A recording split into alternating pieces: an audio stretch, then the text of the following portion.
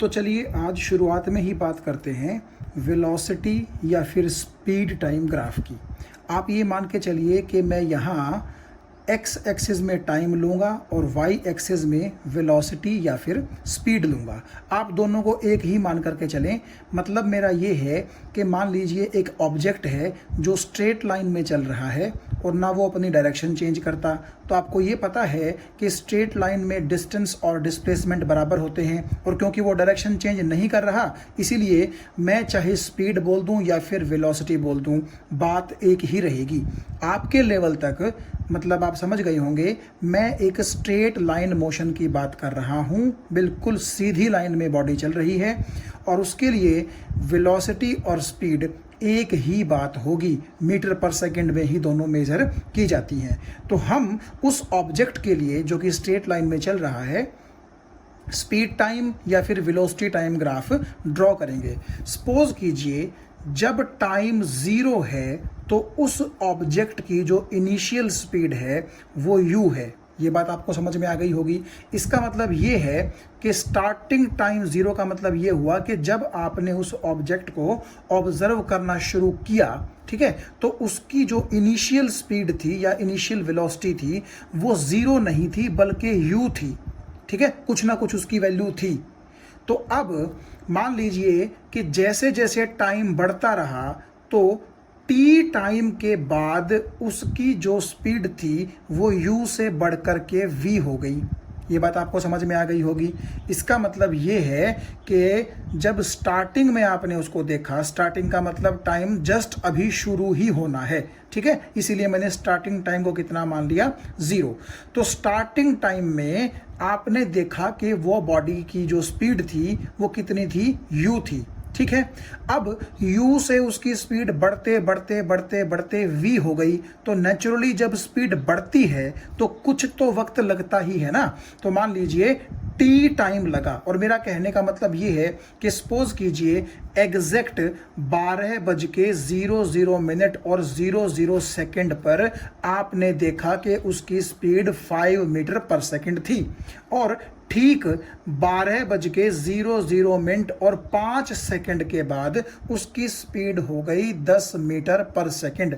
तो आप यही तो बोलोगे ना कि 5 मीटर पर सेकंड से 10 मीटर पर सेकंड स्पीड होने में कितना वक्त लगा, 5 सेकंड लगे हैं। ठीक है, तो जब आप देखिएगा इस टाइम में से ये टाइम घटाएंगे आप तो केवल आपके पास 5 सेकंड ही तो बचेंगे।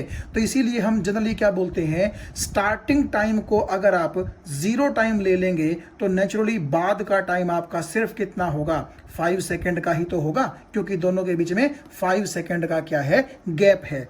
तो आप ऐसा बोल सकते हैं कि शुरुआत में जब आपने देखा तो वो ऑब्जेक्ट इस स्पीड से दौड़ रहा था, और जस्ट 5 सेकंड के बाद जब आपने ऑब्जर्व किया तो उस ऑब्जेक्ट की स्पीड बढ़ करके कितनी हो गई थी, 10। तो 5 से 10 होने में 5 सेकंड ही तो लगे स्पीड को। तो मैं सिर्फ इन वैल्यूज के टर्म्स में ना बात करके जनरल टर्म्स में बात कर रहा हूं। तो मैंने मान लिया कि एक ऑब्जेक्ट है जो शुरू में u वेलोसिटी या फिर u स्पीड के साथ चल रहा था, और ठीक t सेकंड के बाद उसकी वेलोसिटी या स्पीड u से बढ़कर कितनी हो गई, v हो गई। तो नेचुरली आप ये देखिए उस ऑब्जेक्ट ने इस टी टाइम के अंदर अपनी वेलोसिटी बढ़ा करके u से कितनी कर ली, v कर ली। तो मतलब उसके अंदर जरूर कोई ना कोई एक्सेलरेशन रही होगी कि ना रही होगी। तो एक्सेलरेशन का अगर आप फॉर्मूला देखें तो वो फॉर्मूला क्या है, वो फॉर्मूला होता है change in velocity divide by time. हम पहले बात कर चुके हैं। तो चेंज इन वेलोसिटी या चेंज इन स्पीड जो है वो हम कैसे निकालते हैं, फाइनल वैल्यू यानी कि v माइनस इनिशियल वैल्यू यानी कि u। ठीक है, तो ये तो आ गया आपका चेंज इन स्पीड या फिर चेंज इन वेलोसिटी। उसके बाद इतना चेंज होने में टाइम कितना लगा, देखिए ना, u से v स्पीड होने में t टाइम लगा ना, तो टाइम टेकन की जगह क्या आ जाएगा, t आ जाएगा। तो ये एक्सेलरेशन की डेफिनेशन हुई कि ना हुई। तो यहां से जब आप देखेंगे a को t से मल्टीप्लाई कर दीजिए तो at is equal to v minus u। इस u को जब आप यहां ले आएंगे तो v is equal to u plus at आपके पास बच जाएगा। ये जो इक्वेशन आपके पास आई है जिसके अंदर v यानी कि फाइनल वेलोसिटी, u यानी कि इनिशियल वेलोसिटी, ए यानी कि एक्सेलरेशन, टी यानी कि टाइम टेकन, ये चारों चीज़ें इस मैथमेटिकल रिलेशन से रिलेटेड हैं। इस इक्वेशन को ही बोला जाता है first equation of motion. First equation of motion यानी कि हम क्या करेंगे, अगर कोई ऑब्जेक्ट मोशन में है, और ख़ास तौर पर मैं बात कर रहा हूँ स्ट्रेट लाइन मोशन की बात कर रहा हूँ आपके लेवल तक, ठीक है, तो उस बॉडी की जो मोशन होती है उस मोशन के बारे में हम तीन इक्वेशंस के माध्यम से, तीन इक्वेशंस के थ्रू कुछ इंफॉर्मेशन ले सकते हैं। वो इंफॉर्मेशन इन तीन इक्वेशंस के द्वारा दी जाती है। तो ये तो है आपकी उसमें से फर्स्ट इक्वेशन, और दो इक्वेशंस और रहेंगी, तो टोटल तीन इक्वेशंस हम आज डिराइव करेंगे। तो सबसे पहले, हालांकि इसको डिराइव भी हम दूसरे तरीके से करेंगे, ये तो जस्ट मैंने बहुत आसान तरीका आपको दे दिया। यानी कि अगर इन चारों में से आपके पास कोई भी तीन चीज़ हो तो चौथी चीज़ जो अननोन होगी वो आप क्या कर सकते हैं, आराम से फाइंड आउट कर सकते हैं। तो सिर्फ मैं आपको ये समझा दूं कि ये तो मैंने एक जनरल बात की है ताकि आपके दिमाग में एक पिक्चर बन जाए। इसको हम दोबारा डिराइव करेंगे, और सबसे पहले चलिए अब हम इसको छोड़ करके अपने मेन टॉपिक की तरफ आते हैं। हम वेलोसिटी या फिर स्पीड का ग्राफ ड्रॉ करते हैं टाइम के साथ इस ऑब्जेक्ट के लिए। तो देखिए, अगर मैं ऐसा करूं कि एक्स एक्सिस पर मैं ले लेता हूं टाइम, ये एक्स एक्सिस है, यहां पर मैंने टाइम ले लिया किस में, सेकंड्स में, जो कि इस तरफ इंक्रीज होगा, आप समझते हैं। यहां पर टाइम है 0 second, 1 second, 2 second, 3 second and so on.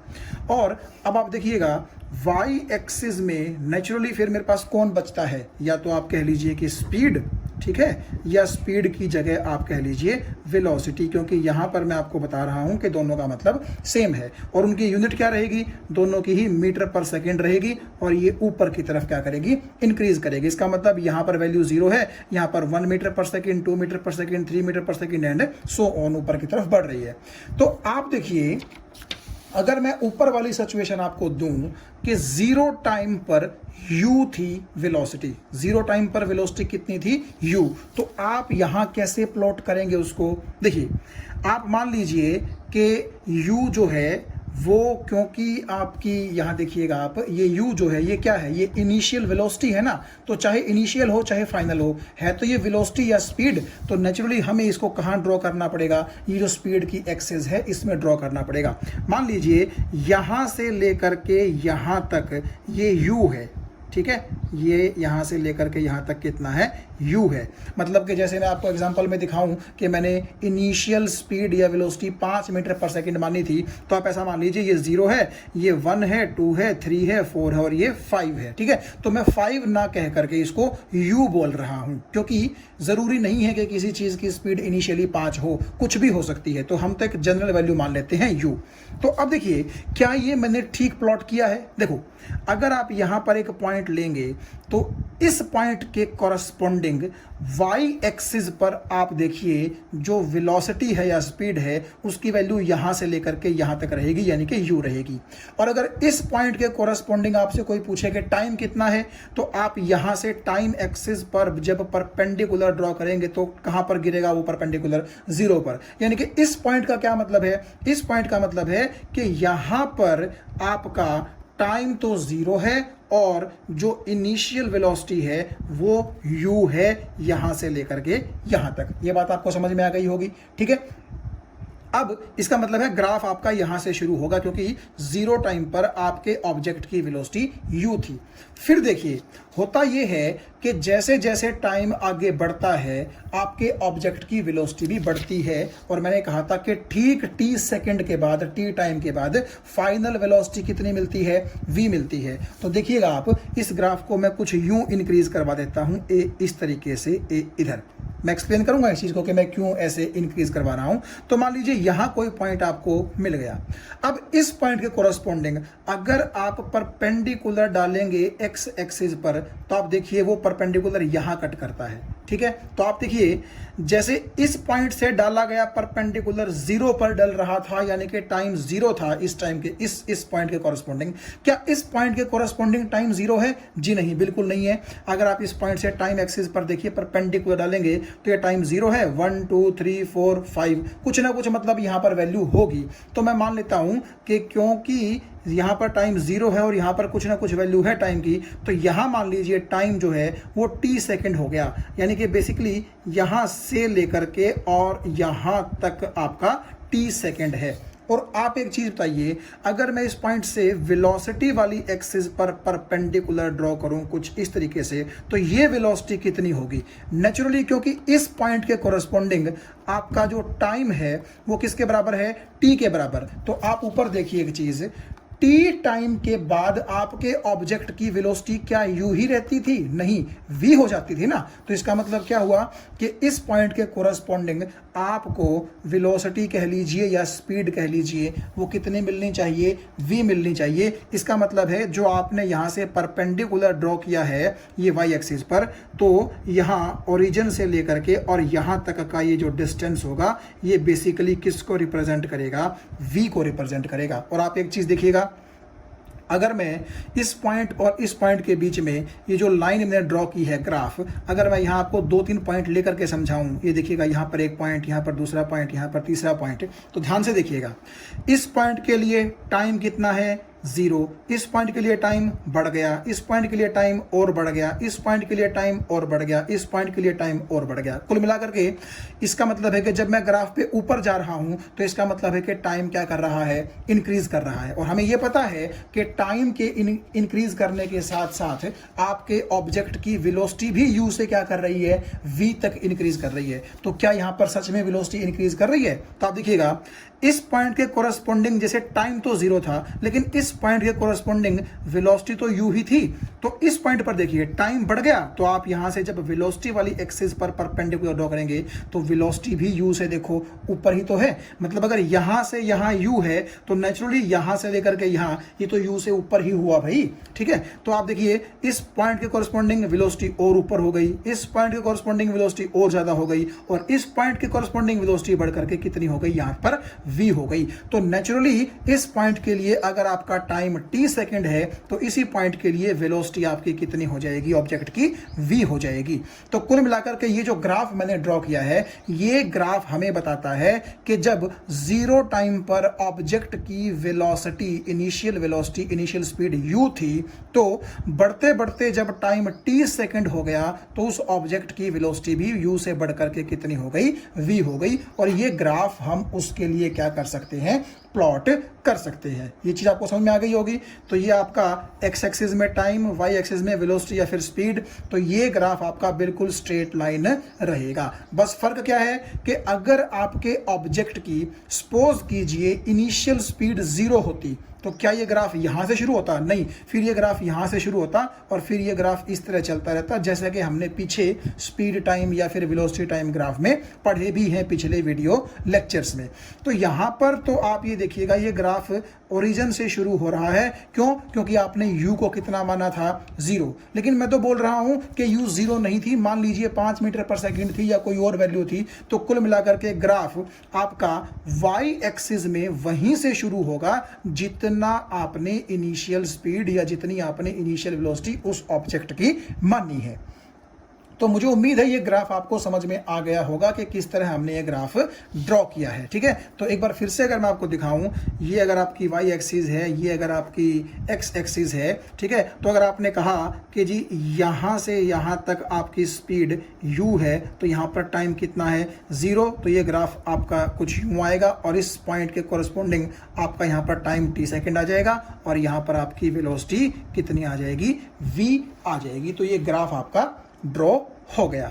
और एक चीज और आप देखिएगा, मैंने आपसे कहा था कि जो वेलोसिटी या फिर स्पीड टाइम ग्राफ होता है उसका स्लोप हमें क्या देता है? स्लोप कैसे निकालते हैं हम? देखिए, अगर ये आपकी एक्स एक्सिस है तो यहां से मैं एक डॉटेड लाइन ड्रॉ करता हूं, तो क्योंकि ये लाइन एक्स एक्सिस के पैरेलल है तो इस तो इसको भी आप क्या कंसीडर कर सकते हैं, एक तरह से एक्स एक्सिस कंसीडर कर सकते हैं। तो ये जो आपकी एक्स एक्सिस है, ये देखिएगा ग्राफिकल लाइन इससे कुछ एंगल ऊपर की तरफ है, तो नेचुरली आप जो स्लोप है वो कैसे निकालते थे, स्लोप आप निकालते थे परपेंडिकुलर बाय बेस करके, ठीक है। ये आपका बेस रहेगा, ये आपका परपेंडिकुलर होगा, ये एंगल 90 डिग्री का है। तो परपेंडिकुलर, क्योंकि आप देखिए वेलोसिटी या स्पीड के पैरेलल है भाई, यहां से लेकर के यहां तक जो परपेंडिकुलर की लेंथ है, नेचुरली वो यहां से लेकर के यहां तक क्या देगी, वेलोसिटी ही तो देगी। तो ऊपर तो आ गया आपका वेलोसिटी परपेंडिकुलर की जगह, और बेस की जगह आप देखिए बेस किसके पैरेलल है, टाइम के, तो बेस की जगह मैं टाइम लिख देता हूं। तो वेलोसिटी बटा टाइम, वेलोसिटी होती है मीटर पर सेकंड में, टाइम होता है सेकंड में, तो कुल मिलाकर के मीटर पर सेकंड स्क्वायर। तो आपको समझ में आ गया होगा कि वेलोसिटी टाइम या फिर स्पीड टाइम जो ग्राफ है उसका स्लोप हमें क्या देता है, एक्सेलरेशन देता है। तो यहां से हम शुरू करते हैं अपना मेन टॉपिक 9th फिजिक्स के लिए, 3 इक्वेशंस ऑफ मोशन। मैं लास्ट में आपको इसका मतलब बता दूंगा कि 3 इक्वेशंस का क्या मतलब है, ठीक है। तो हम पहली इक्वेशन जो है वो डिराइव करने जा रहे हैं, मैं यहां लिख देता हूं 1। तो सपोज कीजिए किसी ऑब्जेक्ट की इनिशियल स्पीड या वेलोसिटी u है, ठीक है, और आफ्टर टी टाइम उसकी फाइनल वेलोसिटी v हो गई, यानी कि जो इनिशियल वेलोसिटी u थी उसको u से v चेंज होने में टी टाइम लगा। तो ये टी क्या है, ये बेसिकली है time taken by the object to change its speed या its velocity from u to v. ये बात आपको समझ में आ गई। तो मान लीजिए उस ऑब्जेक्ट ने जो है अपने अंदर ए एक्सेलरेशन पैदा की है, क्योंकि एक्सेलरेशन अगर होती है तभी तो वेलोसिटी जो है वो चेंज होती है, या तो ये एक्सेलरेशन पॉजिटिव होगी या फिर ये एक्सेलरेशन नेगेटिव होगी। अगर ये एक्सेलरेशन पॉजिटिव है तो फाइनल वेलोसिटी आपको ज्यादा मिलेगी, और अगर ये एक्सेलरेशन नेगेटिव है तो फाइनल वेलोसिटी आपको कम मिलेगी, ठीक है। तो कुल मिलाकर के वेलोसिटी तो चेंज हो ही रही है ना, और जब भी वेलोसिटी चेंज होती है इसका मतलब वहां पर एक्सेलरेशन है। तो हमने मान लिया कि ए उसके अंदर क्या है, एक्सेलरेशन है। तो अब आप अगर ध्यान से देखें, मैंने ये फिर से वही किया है, एक्स एक्सिस पर मैंने टाइम लिया है सेकंड में, और वाई एक्सिस पर मैंने वेलोसिटी या स्पीड ली है मीटर पर सेकंड में। तो ये वही है कि अगर आपका इनिशियल वेलोसिटी u है, यानी कि 0 टाइम पर, at time is equal to 0, तो आप ये देखिएगा यहां से लेकर के यहां तक u है और यहां पर टाइम कितना है, 0। और ये a से लेकर के b तक लाइन क्या बता रही है कि जैसे जैसे टाइम आपका इंक्रीज कर रहा है वैसे वैसे वेलोसिटी इंक्रीज कर रही है, और एग्जैक्ट पॉइंट b पर t सेकंड के बाद आपके ऑब्जेक्ट की फाइनल वेलोसिटी क्या हो चुकी है, v हो चुकी है, क्योंकि हमने तो उसको सिर्फ t सेकंड तक ही ऑब्जर्व किया है, ठीक। तो ये आपका ग्राफ बन गया, ये मैं आपको पहले समझा चुका हूं। अब हमने इसका ग्राफ का नाम दे दिया पॉइंट्स को ए बी सी डी, कुछ इस तरीके से। तो अब आप एक चीज देखिएगा, यहां आपने जो पहली इक्वेशन ऑफ मोशन डिराइव करनी है उसके लिए आपने सबसे पहली लाइन ये लिखनी है, slope of VT graph. VT का मतलब वेलोसिटी या फिर स्पीड का जो टाइम के साथ ग्राफ है वो वीटी ग्राफ। वी का मतलब क्या होता है, वेलोसिटी या स्पीड, और टी का मतलब होता है टाइम, यानी कि दोनों के बीच में जो ये ग्राफ है। तो इसका स्लोप हमने निकालना है। तो स्लोप मैंने आपको कैसे बताया था निकालेंगे, कि ये जो आपकी ए से लेकर के बी तक ग्राफिकल लाइन है, भाई देखो ना, ये तो एक्स एक्सिस है और ये कौन सी एक्सिस है, वाई एक्सिस है। तो नेचुरली ए से लेकर के बी तक का ये जो आपको ग्राफ दिखाई दे रहा है यही तो ग्राफिकल लाइन है, ठीक है। तो इस ग्राफिकल लाइन का हमें स्लोप निकालना है, ठीक है। तो मैं आपसे पहले कह रहा था कि जो लाइन एक्स एक्सिस के पैरेलल होगी वो खुद एक्स एक्सिस का काम कर सकती है। तो ये अगर एक्स एक्सिस है तो ये एसी लाइन मैंने क्या किया, यहां से यूं डॉट डॉट डॉट डॉट करके और आगे की तरफ बढ़ा ली, और यहां पॉइंट सी पर आपकी बीडी लाइन को ये कट कर रही है, एसी लाइन। तो ये जो एसी है ये आपके लिए किसका काम करेगा, बेस का, और बीसी आपके लिए किसका काम करेगा, परपेंडिकुलर का। ये एंगल 90 है। तो आप इसका जब स्लोप निकालेंगे तो स्लोप का मैंने आपको फॉर्मूला बताया था, परपेंडिकुलर यानी कि BC डिवाइड बाय बेस यानी कि AC।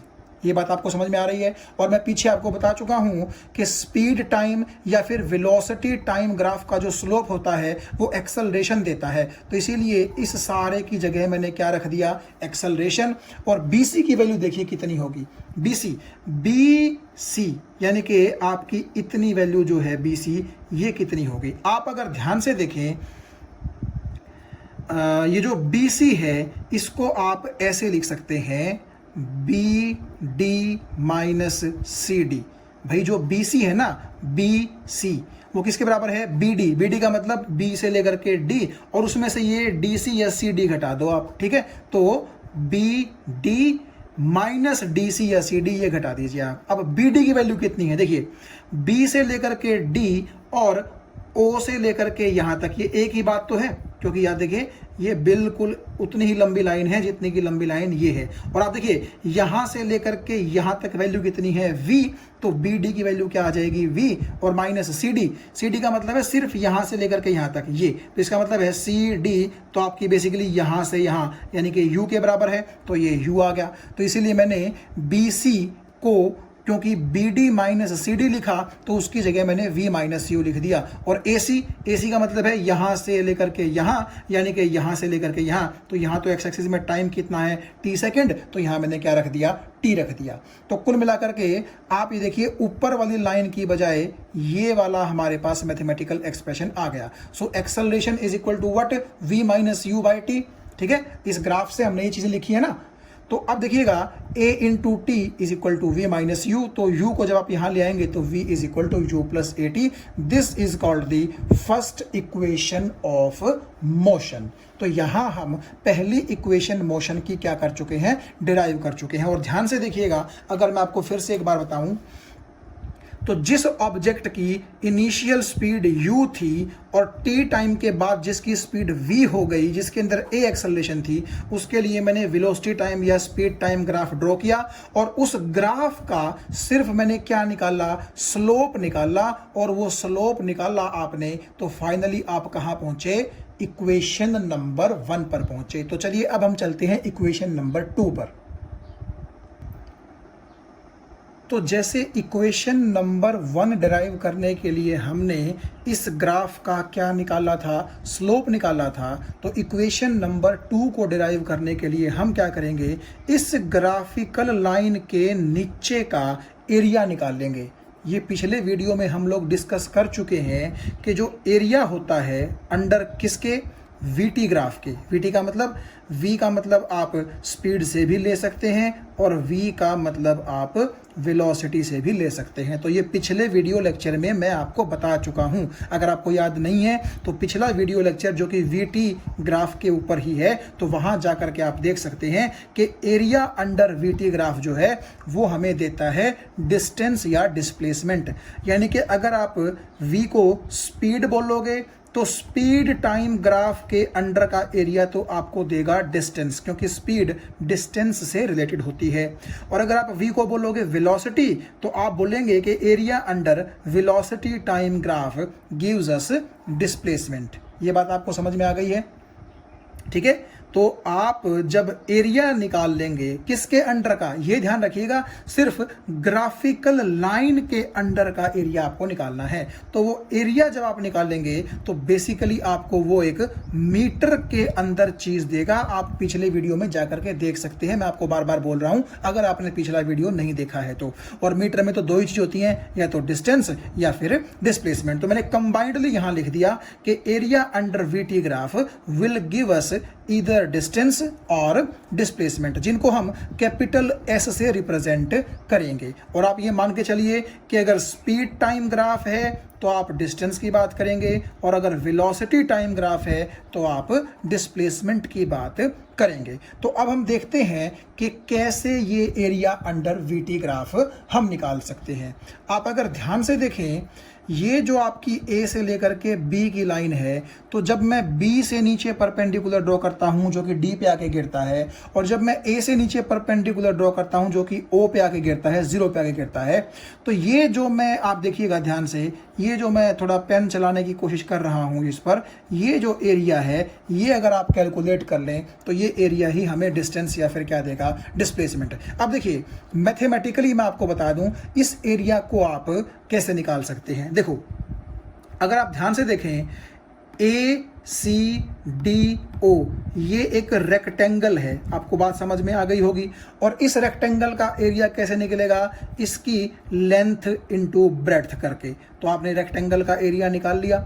सिमिलरली ऊपर जो है आप देखिएगा ए सी बी, ये एक राइट एंगल्ड ट्रायंगल है, और राइट एंगल्ड ट्रायंगल का जो एरिया है वो कैसे निकलता है, half into base into height करके निकलता है। तो आप ये देखिए, ये बेस रहेगा इसका, और ये बी सी इसकी क्या रहेगी, हाइट रहेगी, यानी कि परपेंडिकुलर रहेगा। तो ये फॉर्मूला लगा करके आप इस ट्रायंगल का एरिया भी क्या कर सकते हैं, निकाल सकते हैं। तो रेक्टेंगल का एरिया आपने निकाल लिया, ट्रायंगल का एरिया आपने निकाल लिया। दोनों एरियाज को अगर मैं सम कर दूं तो नेचुरली इस ए बी ग्राफ के नीचे नीचे का एरिया आ जाएगा कि नहीं आ जाएगा, ठीक है। तो यहां आप देखिएगा मैंने वही लिखा है, मैंने कहा आपसे कि एरिया अंडर वीटी ग्राफ, क्योंकि डिस्टेंस देता है तो मैंने उसको एस से रिप्रेजेंट कर दिया, ठीक है, डिस्टेंस या फिर डिस्प्लेसमेंट को। तो वो एरिया निकाल लेंगे कैसे आप, area of triangle plus area of rectangle, और area of triangle half into base into height, और area of rectangle length into breadth. सबसे पहले आप रेक्टेंगल का एरिया देखिए, उसकी लेंथ कितनी है, उसकी ब्रेड्थ कितनी है।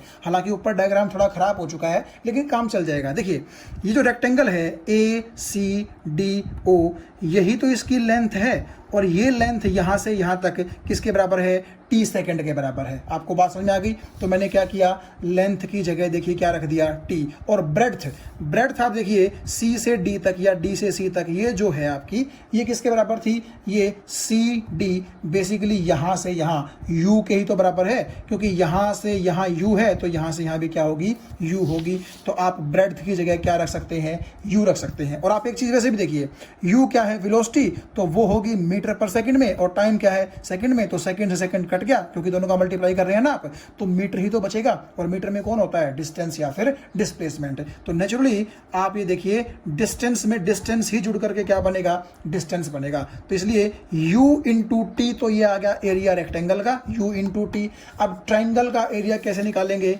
फॉर्मूला होता है half into base into height, ठीक है, ये रहा formula, half into base into height. तो अब आप एक चीज देखिए, हाफ तो यूं का यूं आ गया, बेस कितना है, बेस आपका यहां से लेकर के यहां तक है, यानी कि वही ये टाइम एक्सिस के पैरेलल है। तो अगर ये टी है तो ये बेस भी कितना हो जाएगा, टी। तो बेस की जगह मैंने क्या रख दिया, देखिए टी रख दिया। हाइट, हाइट आपकी यहां देखिएगा, ये अगर मैं थोड़ा सा आपको दिखाऊं, सी से लेकर के बी के ही तो बराबर है ना, ये वही तो परपेंडिकुलर है। और ये बी सी हम कितना निकाल चुके हैं पहले, v माइनस यू के बराबर निकाल चुके हैं। तो यहां मैंने हाइट की जगह क्या लिख दिया, v माइनस यू लिख दिया, ठीक है जी। तो ये तो आ गया आपका ट्रायंगल का एरिया, ये आ गया आपका रेक्टेंगल का एरिया। दोनों को आप जोड़ दीजिए तो total area triangle plus rectangle का आपको क्या देगा, डिस्टेंस या डिस्प्लेसमेंट, जिसको हमने एस से रिप्रेजेंट किया है।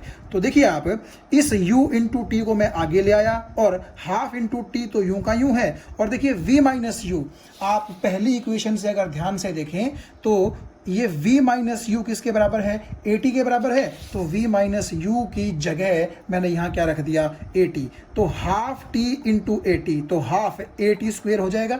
ये बात आपको समझ में आ गई, ये ut है, ये s है। So s is equal to ut plus half 80 square. ये आ गई हमारे पास सेकेंड इक्वेशन ऑफ मोशन, यानी कि s is equal to ut plus half 80 square, ये हमारे पास सेकंड इक्वेशन ऑफ मोशन है, जिसको आप इस तरह से इक्वेशन नंबर 2 का नाम दे सकते हैं। तो यहां पर आप देखिएगा मेरे पास u यानी कि इनिशियल वेलोसिटी, t यानी कि टाइम, a यानी कि एक्सेलरेशन, और s यानी कि डिस्टेंस या displacement travelled by the object है। तो नेचुरली 1 2 3 4, इन चारों में से अगर कोई 3 चीजें आपके पास हों तो चौथी चीज जो रिमेनिंग है वो आराम से निकल सकती है ना। तो यहां तक आप देखिएगा इक्वेशन नंबर 1 और इक्वेशन नंबर 2 हम दोनों डिराइव कर चुके हैं। तो यहां आप देखिए, थर्ड इक्वेशन ऑफ मोशन को डिराइव करने के लिए मैं पिछली ही इक्वेशन की एक बार हेल्प लूंगा, सिर्फ यहां तक। देखिए हमने देखा था कि जो वीटी ग्राफ के अंडर एरिया है, ठीक है, वो हमें क्या देगा, डिस्टेंस या डिस्प्लेसमेंट। और वो एरिया किसके बराबर था, एरिया ऑफ ट्रायंगल जो कि इतना था, और एरिया ऑफ रेक्टेंगल जो कि इतना था। यानी कि बेसिकली आप ये बोल सकते हैं कि यहाँ तक तो आपका जो मैथमेटिक्स है वो वही है जो आपने second equation of motion use किया था निकालने के लिए यहाँ तक, ठीक है ना। मैंने आपको बताया था area of rectangle length into breadth था, तो ये वही है। और ये जो आपका half into base into height था ट्रायंगल का फॉर्मूला, ये वही है बिल्कुल।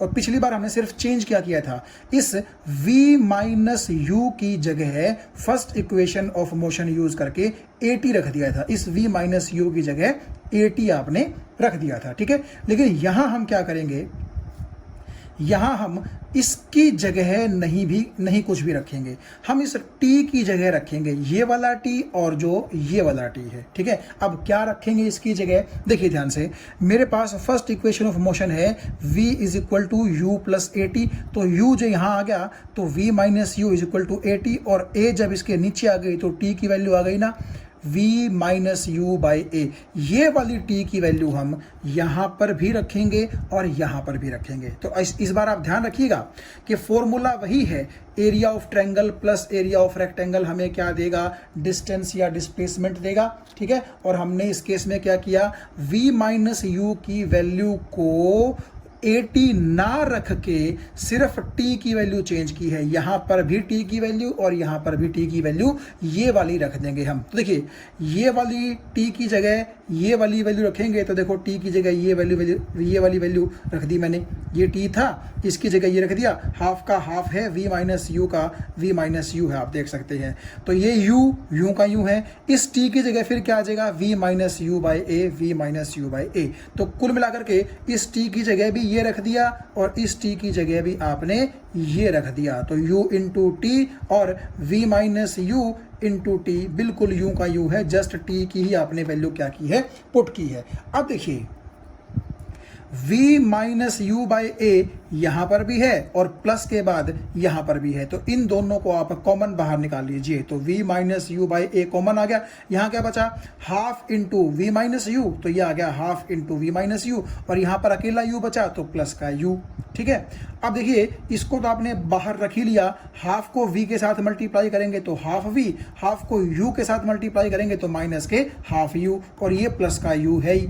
तो अब आप एक चीज देखिए, प्लस का u और माइनस का हाफ u, तो आपके पास क्या बचेगा, ये प्लस का क्या बच जाएगा, हाफ u बच जाएगा। तो इन दोनों को जब आप सॉल्व करेंगे तो आपके पास प्लस का हाफ u बचेगा और ये हाफ v आपका u का u बच गया, देखिएगा हाफ v, और ये बाहर वाली चीज़ u की u है, ठीक है। थोड़ा पेज को हम थोड़ा सा खिसका लेते हैं। तो अब देखिएगा v माइनस यू बाई ए और ब्रैकेट के अंदर क्या बचा, half v plus half u।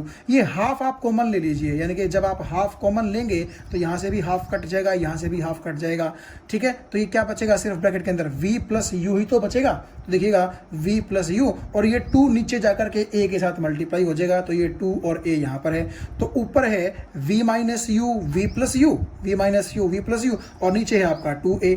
और देखिए आपको पता होगा a minus b into a plus b का क्या फॉर्मूला होता है, a का स्क्वायर माइनस b का स्क्वायर। तो यहाँ पर मैंने v minus u into v plus u को क्या लिखा, v square minus u square divide by 2a, और ये चीज़ किसके बराबर है, s के बराबर। तो 2a को जब आप s से मल्टीप्लाई कर देंगे तो आपके पास ये इक्वेशन बचेगी, v square minus u square is equal to 2as। This is called third equation of motion. तो कुल मिलाकर के तीनों इक्वेशंस जो हैं मोशन की हम डिराइव कर चुके हैं। आप थोड़ा सा ध्यान से एक बार इसका रिवीजन कीजिएगा, और मैथमेटिक्स इसका बड़ा आसान है। पहली इक्वेशन क्या थी, v is equal to u plus a t. Second equation क्या थी, s is equal to u t plus half a t square. और थर्ड इक्वेशन आपके सामने है v square minus u square is equal to 2as। This is first equation, this is second equation, this is third equation. First equation कैसे निकाली थी हमने, वही जो वेलोसिटी टाइम ग्राफ था उसके स्लोप का जिक्र किया था, और स्लोप को फॉरवर्ड निकाला था हमने, आगे निकाला जब स्लोप को तो हम इस इक्वेशन के ऊपर पहुंच गए थे। उसके बाद जब हमने area under the VT graph की बात की तो वो हमें डिस्टेंस देता था, तो ये इक्वेशन हमें वहाँ से मिली थी। और तीसरी इक्वेशन के लिए मैंने आपको बताया था वही यूज़ करना था फॉर्मूला, जस्ट आपको v माइनस यू की जगह अब की बार टी की जगह ये वाली वैल्यू पुट करनी थी, और यहाँ से जब आप पुट करेंगे तो मैथमेटिक्स सॉल्व करने के बाद आप यहाँ पहुँच गए थे, तो आपके पास ये थर्ड इक्वेशन ऑफ मोशन आ चुकी थी। तो ये जो तीनों इक्वेशंस ऑफ मोशन हैं ये बड़ी इंपॉर्टेंट हैं, आगे हम न्यूमेरिकल्स में देखेंगे। तो यहाँ हम एक न्यूमेरिकल सॉल्व करते हैं। An object undergoes an acceleration of 10 metre पर सेकेंड स्क्वेयर। ये ऑब्जेक्ट की एक्सेलरेशन दे रखी है स्टार्टिंग फ्रॉम रेस्ट, यानी कि जिस ऑब्जेक्ट में ये एक्सेलरेशन है वो ऑब्जेक्ट रेस्ट से स्टार्ट ले रहा है। और रेस्ट का मतलब आप समझ गए होंगे कि जब आपने उसको देखा था तो वो रेस्ट में था, यानी कि उसकी इनिशियल स्पीड, इनिशियल वेलोसिटी 0 थी। और क्योंकि हम इनिशियल स्पीड या इनिशियल वेलोसिटी को u से रिप्रेजेंट करते हैं तो यहाँ u की वैल्यू कितनी होगी, 0 होगी। ठीक है भाई, मतलब ये है इस चीज़ का कि एक ऑब्जेक्ट ने रेस्ट से स्टार्ट लिया है और उसके अंदर एक्सेलरेशन इतनी आ गई थी, यानी कि वो चल पड़ा था। तो आपको ये बताना है कि 5 सेकंड में वो कितना डिस्टेंस ट्रेवल करेगा। आपको ये चीज़ समझ में आई? भाई मान लीजिए ये कोई ऑब्जेक्ट है, शुरू में इसकी u थी 0, यानी कि इनिशियल स्पीड इसकी 0 थी। फिर क्या हुआ, इसके अंदर एक्सेलरेशन पैदा हो गई, यानी कि इसकी जो वेलोसिटी थी वो 0 से बढ़ती बढ़ती बढ़ती बढ़ती बढ़ती कुछ ना कुछ वैल्यू तक पहुंची होगी। हमें फाइनल वेलोसिटी जो है वो पता नहीं है, इस स्टेटमेंट में वो दे नहीं रखी है। लेकिन अगर एक्सेलरेशन दे रखी है तो ये तो आप समझ ही गए ना कि ऑब्जेक्ट की वेलोसिटी 0 से बढ़ती बढ़ती बढ़ती बढ़ती कुछ ना कुछ हो गई होगी। ठीक है, और 5 सेकंड का टाइम आपको दिया गया है, यानी कि इस ऑब्जेक्ट में ये जो एक्सेलरेशन है ये 5 सेकंड तक रही है। तो नेचुरली जब तक एक्सेलरेशन रहेगी उस ऑब्जेक्ट की स्पीड इंक्रीज ही तो करेगी। तो 5 सेकंड के बाद कुछ ना कुछ तो वेलोसिटी उसकी बढ़ चुकी होगी। ठीक है, और अगर वो पहले रेस्ट पे था तो नेचुरली वो कोई डिस्टेंस ट्रेवल नहीं कर रहा था। लेकिन जैसे जैसे उसकी स्पीड बढ़ेगी तो स्पीड बढ़ने का तो यही मतलब है ना कि वो चला होगा। तो नेचुरली आप देखिएगा कि 5 सेकंड के बाद सपोज कीजिए वो यहाँ पहुंचा है, तो उसने जहाँ वो शुरू में था और जहाँ वो अब है तो उन दोनों पॉइंट्स के बीच में कुछ तो डिस्टेंस ट्रेवल किया होगा ना। तो ये डिस्टेंस आपसे पूछा जा रहा है। तो इस तरह के जो न्यूमेरिकल्स हैं वहाँ पर ये 3 इक्वेशंस ऑफ मोशन जो हैं वो हमारे काम आती हैं। कैसे? देखिए, एक्सेलरेशन 10 है उस ऑब्जेक्ट में, स्टार्टिंग फ्रॉम रेस्ट यानी कि u 0 है, और कितने टाइम के लिए मोशन देखी गई है, यानी कि कितने टाइम के लिए एक्सेलरेशन रही है, 5 सेकंड के लिए, तो t 5 हो गया। तो a भी है आपके पास, u भी है आपके पास, t भी है आपके पास। आपसे पूछा क्या है, फाइंड द डिस्टेंस ट्रेवल्ड। ठीक है, अब डिस्टेंस का नाम आते ही आपके दिमाग में 2 फॉर्मूले आने चाहिए 3 इक्वेशंस में से। देखिए, पहली इक्वेशन थी हमारे पास v is equal to u plus a t, लेकिन यहाँ s नहीं आता तो हमारे किसी काम की नहीं है ये।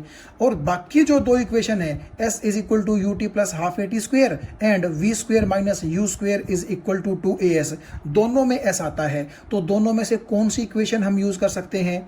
मान लीजिए मैंने ये इक्वेशन यूज़ की, मैं आपको बताता हूँ अभी थोड़ी देर तक, ठीक है, कि हम दूसरी इक्वेशन भी यूज़ कर सकते थे, लेकिन उसके लिए हमें थोड़ा सा एक्स्ट्रा काम करना पड़ेगा। तो एनी हाउ हमने डिस्टेंस निकालना है, तो s is equal to u t plus half a t square. क्या मेरे पास u है? बिल्कुल है, 0। क्या मेरे पास t है? बिल्कुल है, 5। हाफ तो हाफ ही होता है। क्या मेरे पास a है? बिल्कुल है, 10। क्या मेरे पास t है? बिल्कुल है, 5। तो मेरे पास जब सारी चीज़ें हैं तो नेचुरली मुझे s निकालने में कोई दिक्कत नहीं आएगी। तो आप u की जगह 0, t की जगह 5, ये सब वैल्यूज़ आप मैथमेटिक्स से कर सकते हैं। जब आप पुट करेंगे तो s की वैल्यू आपके पास आ जाएगी 125 metre. This will be the answer, यानी कि यहाँ से लेकर के यहाँ तक इसने 125 मीटर का डिस्टेंस क्या किया है? ट्रैवल किया है। लेकिन अगर आप ये सोचें कि ये इक्वेशन जो थी v square minus u square is equal to 2as, ये क्यों यूज़ नहीं हुई? देखिए भाई, s है इसमें, कोई बात नहीं है, a हमारे पास है, ये रही, 2 तो 2 ही है, u है हमारे पास, ये रहा, लेकिन भाई v तो नहीं दे रखा ना हमें स्टेटमेंट में। तो इसीलिए हमने ये इक्वेशन शुरू में यूज़ नहीं की थी, क्योंकि अगर आप देखिए इस इक्वेशन में s भी हमें नहीं पता और v भी हमें नहीं पता, तो 2 अननोन चीज़ें हैं। तो एक अननोन होती तो फिर भी ये इक्वेशन हम यूज़ कर सकते थे, लेकिन एक अननोन वाली इक्वेशन तो ये थी ना जिसमें सब पता था, सिर्फ s नहीं पता था, तो इसीलिए हमने ये इक्वेशन यूज़ की। लेकिन अगर किसी की जिद है कि नहीं मुझे तो यही इक्वेशन यूज़ करनी है, तो भाई फिर तो v फाइंड कर लो पहले। तो क्या आप इस डेटा का यूज़ करके v नहीं निकाल सकते? बिल्कुल निकाल सकते हैं। हम देखिए, v का फॉर्मूला क्या होता है, u plus a T. u आपके पास है, a आपके पास है, t आपके पास है, वैल्यू पुट कीजिए, सब आ जाएगा v आपके पास, मैथमेटिक्स है सिंपल। और एक बार अगर आपके पास v आ गया तो नेचुरली यहाँ पर 50 का स्क्वायर यानी कि v स्क्वायर, 0 का स्क्वायर यानी कि u स्क्वायर, 2 है, a की जगह आप 10 रख देंगे, तो यहाँ से भी जब आप सॉल्व करेंगे तो यहाँ से भी s कितना आएगा, 125 ही आएगा। तो यूज़ करने के लिए आप तीनों इक्वेशंस में से कोई भी यूज़ कीजिए, आंसर चेंज नहीं होगा। लेकिन हमने ध्यान इस चीज़ का रखना है कि क्या क्या चीज़ें हमें दी गई हैं और उन चीज़ों का यूज़ करके हम कितनी आसानी से कौन सी इक्वेशन लगा करके हमारा रिजल्ट निकाल सकते हैं। तो इस केस में तो क्या था, दिए गए डेटा से सिर्फ इक्वेशन के अंदर पुट करके ही आंसर निकालना था। लेकिन यहाँ क्या हुआ, इस इक्वेशन के अंदर डेटा पुट करने से पहले हमें एक इक्वेशन और यूज़ करनी पड़ी, तो 2 बार कैलकुलेशन हुई ना।